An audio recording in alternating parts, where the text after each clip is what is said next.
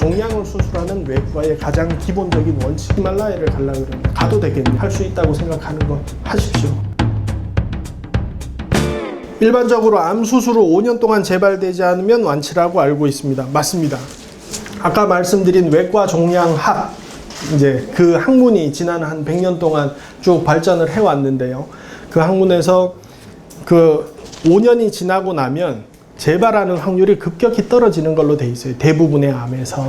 그래서 우리나라에서 그 산정특례라 그래서 중증 질환에 대해서 보조를 해주는 것도 최초 진단일부터 5년 동안으로 돼 있는데요. 담도암하고 췌장암은 조금 다른 걸로 보입니다. 그래서 5년이 지난 다음에도 재발하는 경우가 있는데 요거는 조금 개념이 달라서요. 우리가 흔히 얘기하는 재발암, 우리말로 하면 다 재발이에요. 우리말로는 다 재발인데 원래 내가 문제가 있어서 수술했던 그 암의 암세포가 어딘가에 숨어 있다가 항암 치료나 이런 거에도 다 견디고 어딘가에 숨어 있다가 생기는 거. 요 첫 번째하고 연관된 그것도 재발이고요. 췌장을 자르고 나면 남은 췌장이 있을 거 아닙니까? 담도도 자르고 나면 남은 담도가 있겠죠. 그 남아 있는 거에서 다시 시작하는 그것도 재발이에요. 우리말로는. 그래서 그 두 가지를 다 봐야 되기 때문에 5년이 끝나도 대부분의 이제 환자분들을 적어도 1년에 한 번은 제가 뵙자고 합니다. 그리고 실제로 이 담도췌장을 하시는 많은 선생님들이 5년이 끝나도 그 뒤에도 한 번씩들은 확인을 하세요. 왜냐하면 뒤늦게 그렇게 생기는 경우들이 없지는 않기 때문에. 그렇지만 이론적으로는, 교과서적으로는 5년이 끝나면 완치인 겁니다. 그 완치라는 건 이전에 생겼던 암에서 해방이 되는 거고, 그때부터는 이전에 암을 앓았던 그 췌장 또는 담도에 암이 있었던 병력과 무관하게 그 동연령대의 같은 성별의 사람들과 동일한 발생률을 가지는 거예요. 내가 5년이 지났다 그래서 내가 0이 되는 게 아닙니다. 어떤 의미인지 아시겠죠? 그 차이가 있습니다. 담도암 1기로 수술한 지 1년이 경과되었는데 5년 동안 재발할 확률은 대략 몇 % 되는지요? 담도암 1기에서 5년 후 생존율은 90% 이상입니다. 네, 우리 병원 같으면 95% 정도 나옵니다. 근데 아까 말씀드렸듯이 그거 본인한테 아무 의미 없어요. 나한테 안 생기면 100%고요. 나는 생존율 100%고 재발을 하면 나한테는 0%예요. 그래서 이 퍼센티지에 연연하지 마십시오. 할 수 있는 거 다 했으면, 인력으로 할 수 있는 거 다 했으면 그때부터 가시고 싶은 데 가시고 잡수고 싶은 거 잡수고 놀러 다니세요. 편하게. 5년 경과 후 재발 확률, 이거에 대해서는 알려진 바가 없습니다. 말씀드린 대로 없지는 않은 것 같아요. 없지는 않은데 정확한 거기에 대한 통계나 자료는 우리나라에서 뿐만 아니라 세계적으로도 별로 없습니다. 왜냐하면 담도암 자체가 워낙 드문 암이라서, 전체 암으로 보면 담도암은 워낙 드문 암입니다. 그래서 거기에 대한 데이터는 없습니다. 현 상황에서 재발 최소화를 위해 평상시 생활 습관 등등 가장 확실한 거는 금연입니다. 금연. 그러니까 담배는 모든 암과 연관이 돼 있거든요. 담배는 모든 암과 연관이 돼 있는데, 그렇다 그래서 암이 담배 때문에 생긴 거냐? 또 그거는 아니에요. 왜냐하면 암의 발생과 연관이 있는 인자는 너무 많기 때문에. 근데 그 인자들을 이암 저암 따져보면 항상 나오는 건 담배거든요. 흡연. 그래서 담배는 끊으십시오. 담배는 끊으시는 게, 대부분 수술 전후로 해서 담배는 끊으셨을 거라서 담배는 끊으시는 게 맞고, 평상시에 제가 아까 잠깐 먼저 내주신 분들 쭉 주셔가지고 읽어봤는데 대부분이 건강보조식품, 홍삼, 무슨 즙 이런 거 먹으면 안 되냐, 왜 안 되냐, 이런 질문이 여기 상당히 많이 있습니다. 그 이유는 두 가지로 생각을 할 수 있어요. 하나는 재발을 하게 되면 아까 말씀드린 이 종양에서 일정 거리를 두고 잘라냈는데 그 주변에 다시 생기게 되면 췌장이랑 작은 창자를 연결해 놓은데, 또는 담도와 작은 창자를 연결해 놓은데, 또는 위와 작은 창자를 연결해 놓은데, 여기는 원래 수술한 자리랑 좀 거리가 있어요. 실제로 이어놔도.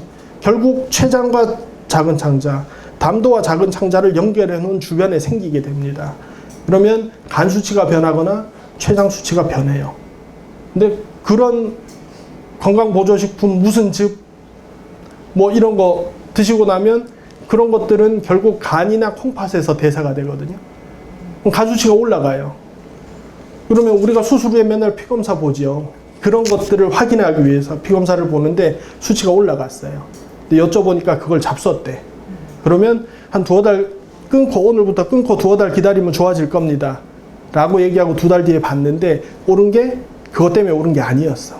재발한 것 때문에 오른 거였어. 그럼 그 2달 동안 할 수 있는 방법을 못 쓰고 기회를 놓치는 거예요. 무슨 얘기인지 아시겠죠? 그 한두 달이 굉장히 결정적이거든요. 배를 대부분 이 수술을 해놓고 나면 다시 배를 열 수 없습니다. 너무 수술이 복잡하고 크기 때문에 하고 사람은 겉에도 흉터가 생기지만 수술을 하면 뱃속에도 흉터가 생겨요. 그럼 수술한 자리 주변이 딱딱하게 돌처럼 다 굳어요. 쉽게 얘기하면 왜 손에 화상 입으면 손가락이 구분이 돼야 되는데 손에 화상 입으면 다 눌러붙어서 안 보이죠. 그것처럼 주변이 딱딱하게 흉터 조직으로 다 둘러싸입니다. 그거를 다 뜯고 들어가야 되는데 그럴 수 있는 그게 쉽지가 않아요. 쉽지도 않거니와 가능한 경우도 몇 경우 없고, 그래서 그런 경우에 빠른 판단을 할 수 있게 하기 위해서 잡숫지 말라는 게 첫 번째고요. 두 번째는 뭐 계속 말씀드리지만 수술이 작은 수술이 아니에요. 작은 수술이 아니고 수술 후에 회복하는 과정에서 드시고 움직이는 것도 쉽지 않은 수술이고, 그러다 보니까 전신 상태가 안 좋아질 수밖에 없습니다. 흔히 기력이 딸려서, 큰 수술 받고 나서 기력이 딸려요. 근데 그런 걸 드시면 아까 말씀드린 대로 간이나 콩팥에서 대사가 된다 그랬죠. 안 그래도 큰 수술 받고 이약 저약 쓰고 마취하고 그런 걸로 힘든 상황에서 간하고 콩팥에 일을 더 시켜. 그러면 결국 간이나 콩팥 중에 일을 못하고 퍼져버리는 상황이 옵니다. 사람이 살려면 꼭 있어야 되는 5가지가 뇌, 심장, 폐, 간, 콩팥이에요. 5가지 중에 하나라도 망가지면 사람이 살 수가 없거든요. 1년에 2-3분씩 꼭 실려옵니다. 응급실로. 간이 망가지거나 콩팥이 망가져서. 그러실 이유가 없죠. 일상적인 식사, 평소에 식구들끼리 먹는 밥, 반찬 잘 드시면 그 영양제 굳이 안 드셔도 큰 차이 없어요. 그걸 드신다고 없던 힘이 생기고 뽀빠이처럼 그렇게 될 것 같으면 저희가 약으로 쓰지 왜 안 쓰겠습니까? 그러니까 그걸 드시고 도움을 받는 분들도 분명히 있죠. 근데 문제는 그걸 드시고 그걸로 인해서 손해를 보는 분들이 계세요. 근데 도움을 받는 분들은 대놓고 얘기해요. 나 그거 먹고 좋아졌다고. 그 신문지상에 나오고, TV에 나와서 나 그거 먹고 좋아졌다고 얘기하죠. 근데 그거 먹고 문제가 생긴 분들은 안 나와요. 그 얘기는. 네. 그러니까 그게 얼마나 되는지를 알 수 없는 상황에서 나와서 그렇게 얘기하는 사람들의 얘기만 들을 수는 없는 겁니다. 그리고 실제로 저희는 1년에도 몇 차례씩 병원으로 응급실로 그렇게 오시는 환자분들을 실제로 보고 있기 때문에, 그래서 누구한테 생길지 우리도 알 수가 없어요. 그래서 가급적이면 그런 건 잡수지 말라고 말씀을 드리는 겁니다. 재발 최소화를 하기 위해서 평상시 생활 습관 기분 좋게 사십시오. 기분 좋게. 하시고 싶은 거 하시고, 그동안 하고 싶었는데 못 하셨던 거 마음껏 하시고, 제가 생각하는 가장 바람직한 생활 습관은 그거인 것 같습니다. 이거에 너무 매여 있지 마시고, 못 만났던, 저 친구 한번 꼭 봤어야 되는데 만나러 가십시오. 나 히말라야 꼭 한번 가야 되는데 가십시오. 실제로 팽대부암으로 수술하신 제 환자분 중에 수술하고 6개월째 히말라야 갔다 오신 환자분이 계세요. 가시기 전에 원래 제가 석 달마다 뵙지 않습니까, 보통. 근데 석 달이 안 됐는데 오셔서 어디 불편해서 오셨냐고 그랬더니 다음 달에 히말라야를 가려고 그러는데 가도 되겠냐고. 그때가 5개월째였던 걸로 제가 기억하는데 갔다 오시라고. 본인이 가장 하고 싶었던 일 중에 하나라고 그래서 갔다 오시라고 그랬는데 그분 멀쩡히 잘 갔다 오셨어요. 물론 환자분들마다 다 다릅니다. 5개월째 그걸 시도할 수 있는 분도 있고, 그게 힘들어서 나는 그거 택도 없는데, 다 사람마다 달라요. 환자분들마다 다 다르고. 그렇지만 그 상황에서 본인이 하고 싶은 거, 할 수 있다고 생각하는 거 하십시오. 저는 그게 제일 도움이 되는 방법이라고 생각됩니다. 췌장 수술하면 당뇨가 오나요? 옵니다. 얼마나 오나요? 거의 다 옵니다. 어쩔 수 없어요. 췌장이 잘려나갔기 때문에. 근데 최근 들어서 아닌 것 같다는 얘기들이 자꾸 나옵니다. 뭐 저만 해도 그렇지만 우리나라 남자분들, 여자분들도 최근에 많이 그런데 대부분 배가 나왔죠. 그래서 성인성 질환, 당뇨, 고혈압, 그것과 뭐 내장 비만 이런 표현도 쓰던데 어쨌건 체질량 지수라 그래서 키로 계산한 우리 체표 면적 대비 몸무게가 얼마나 나가냐를 따지거든요. 체질량 지수와 그런 성인병의 관계 이런 것들을 막 연구를 하다 보니 서양인에 비해서 동양인은 낮은 체질량 지수, 그렇게 보기에 많이 안 뚱뚱한데 성인병이 빈도가 훨씬 높아지는 그런 것들이 발견이 됐죠. 그거를 해결할 수 있는 가장 좋은 방법은 살을 빼는 거예요. 근데 다 겪으셨겠지만 수술하면 살이 빠지죠. 왜냐하면 소화와 흡수에 가장 중요한 장기가 십이지장입니다. 우리가 먹고 나서 소화를 시키고 흡수하는데 가장 중요한 장기가 십이지장으로 담즙과 췌장액이 뿜어져 나오고요. 그 안에서 위를 지나온 음식물과 섞여서 소화 과정의 시작이 거기서 시작이 되고 그게 흡수가 됩니다. 근데 문제는 그런 비만 또는 과체중 그걸로 인한 혈압, 고혈압, 당뇨와 연관되는 그 길에 중요한 역할을 하는 게 십이지장으로 점점 알려지고 있거든요. 아직 명백히 밝혀진 건 아닙니다만 그래서 왜 이렇게 그 병적 비만이라고 우리가 표현하는데 이렇고 고혈압, 당뇨 젊은 나이에 30, 40대에 이미 고혈압, 당뇨가 다 있고 이런 경우에 그걸 해결할 수 있는 방법은 약이 아니고요. 다이어트가 아니고요. 비만 수술이에요. 비만 수술을 하는 거에서 가장 중요한 거는 위로 들어가는 양을 줄이거나 아니면 십이지장을 건너뛰게 하는 수술 방법입니다. 근데 우리가 하는 수술은 십이지장을 절제하는 수술이기 때문에 자연적으로 십이지장을 건너뛰게 되거든요. 그래서 이 수술을 하면 췌장 머리가 잘려나가기 때문에 당뇨가 와야 돼요. 근데 일부 환자분들, 다는 아닌 것 같고요. 지금까지 나온 결과로 봐서는 약 20% 전후의 환자분들이 수술하고 나서 있던 당뇨가 없어져요. 최십이지장 절제술을 하고 나서. 수술하고 나서 먹던 혈압약 끊으신 분들 계실 거예요.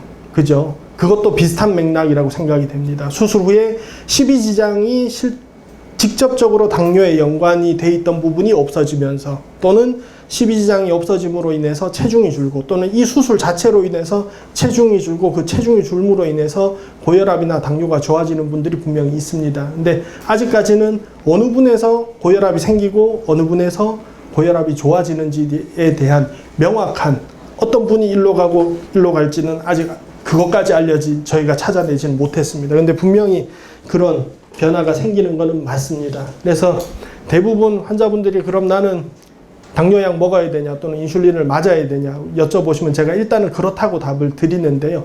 아닐 수도 있어요. 근데 그거는 길고 짧은 건 돼봐야 알 수 있더라고요. 그것까지 아직 미리 저희가 예측할 방법은 없습니다.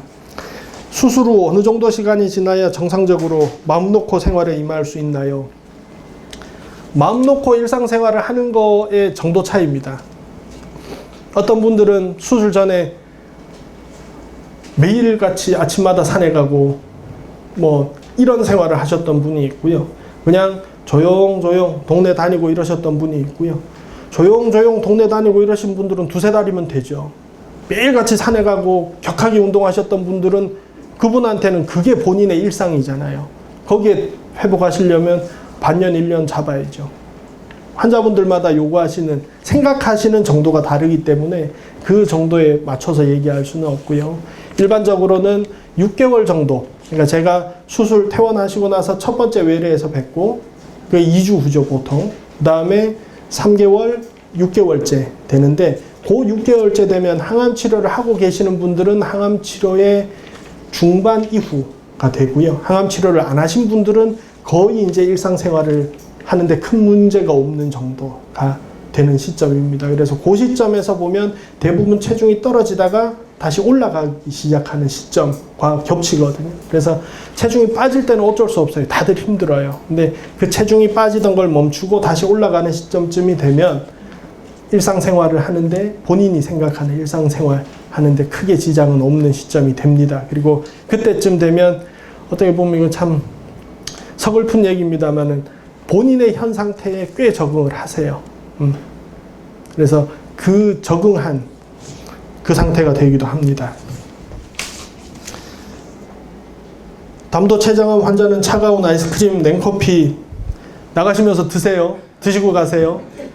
아무 상관없어요.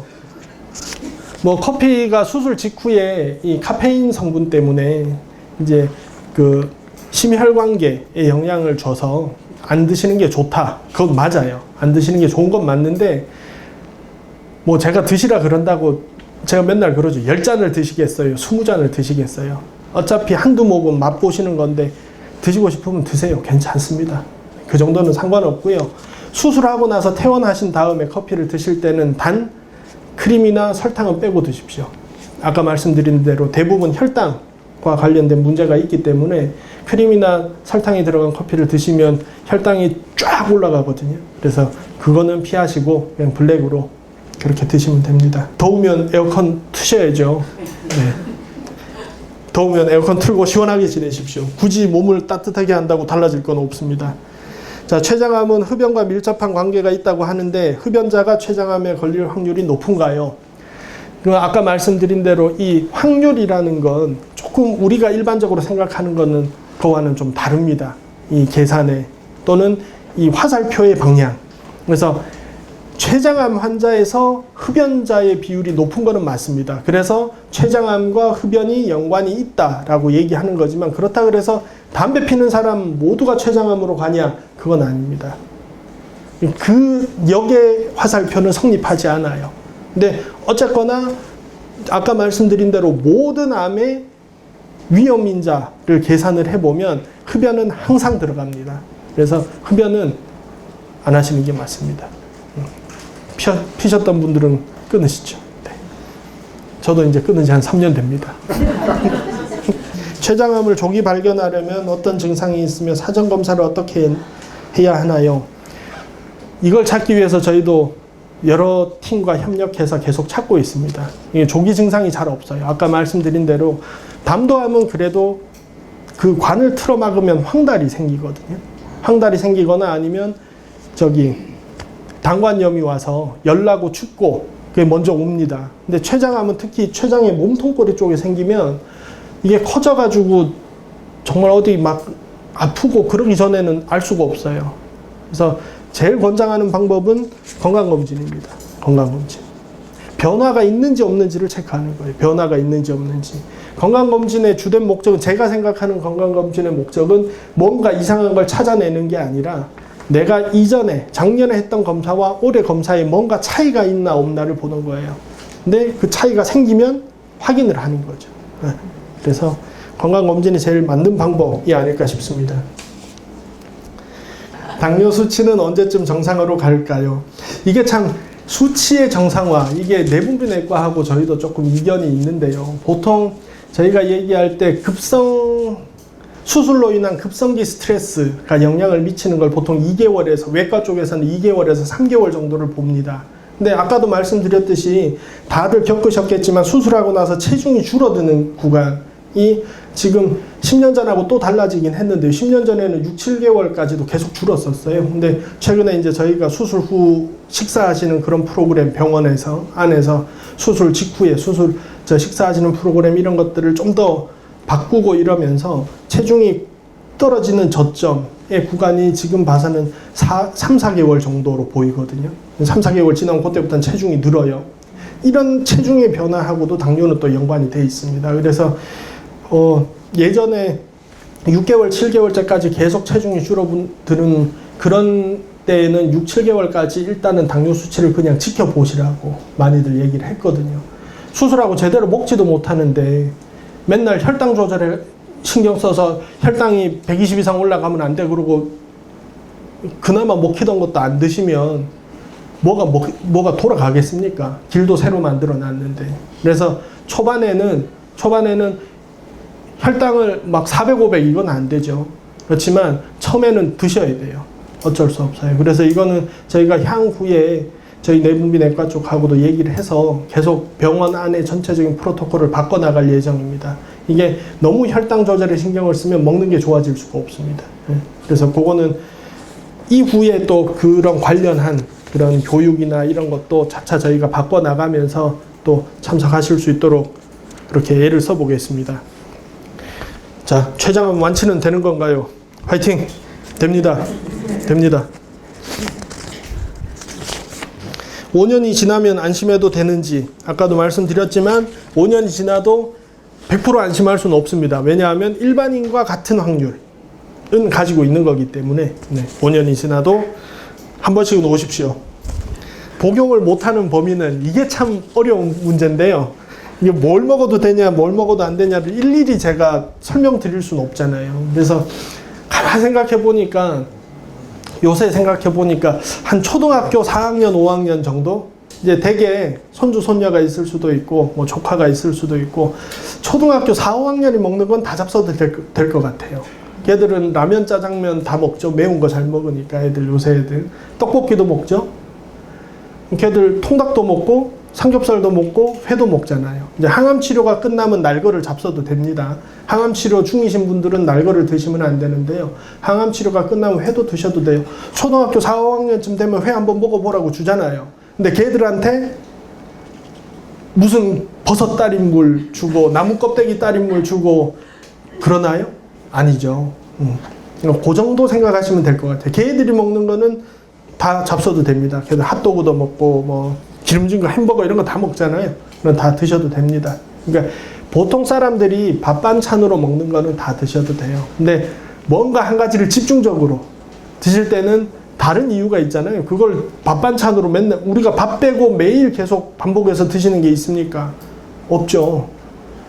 뭔가를 줄대고 계속 잡숫는다는 건 저게 뭔가 나한테 도움이 될 것이라는 생각이 있기 때문에 드시는 건데요. 그건 별로 저는 권하지 않습니다. 네.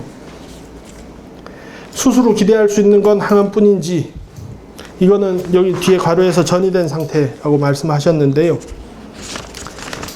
수술 후에 하는 항암 치료는 크게 두 가지가 있습니다. 치료적인 목적의 항암 치료가 있고 보식적인 목적의 항암 치료가 있습니다. 치료적인 목적은 우리가 근치적 수술을 했어요.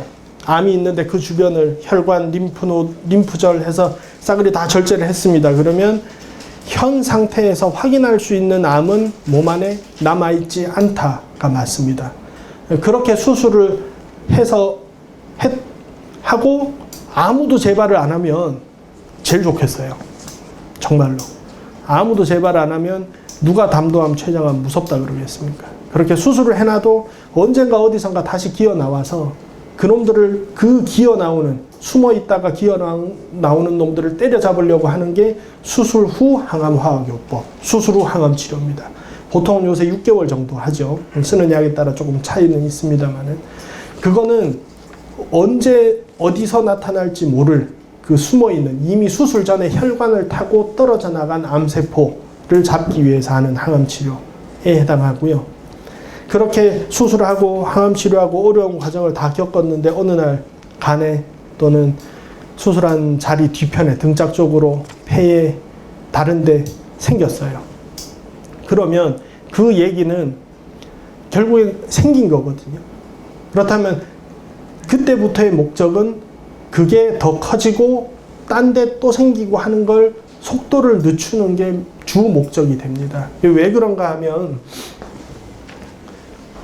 세포 하나, 지금 현재까지 우리가 이제 가지고 있는 개념, 암에 대한 개념으로 보면 원발 병소, 처음 생긴 자리에서 전이가 시작되는 건 그 생긴 암이 혈관을 끌어당기면서 자라거나 또는 혈관을 뚫고 들어가면서 자라거나 둘 중에 하나인데요. 그러면서 혈관 안으로 지 세포를 흘려보냅니다.